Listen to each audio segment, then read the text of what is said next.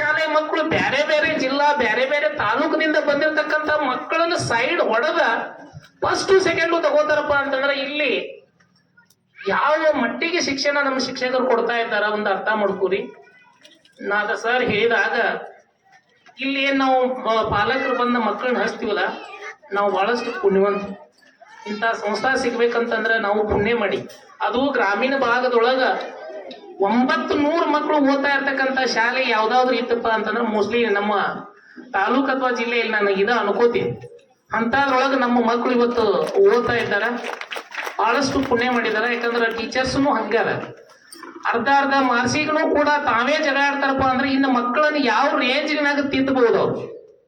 So ಆ ಶಿಕ್ಷಕರಿಗೂ ಕೂಡ ಬಹಳಷ್ಟು ಧನ್ಯವಾದಗಳನ್ನ ಹೇಳ್ತೀನಿ. ಇನ್ನೂ ಕೂಡ ಹೆಚ್ಚು ಹೆಚ್ಚು ಆಕ್ಟಿವಿಟಿ ಆಗಿ ಕೆಲಸವನ್ನು ಮಾಡ್ರಿ. ಈ ಶಾಲೆ ಏನ್ ಗುಣಮಟ್ಟವನ್ನ ಕಾಯ್ಕೊಂಡು ಬಂದಿಲ್ಲ, ಇದ ಗುಣಮಟ್ಟವನ್ನ ಮುಂದೆ ಕಾಯ್ಕೊಂಡು ಹೋಗ್ಲಿ.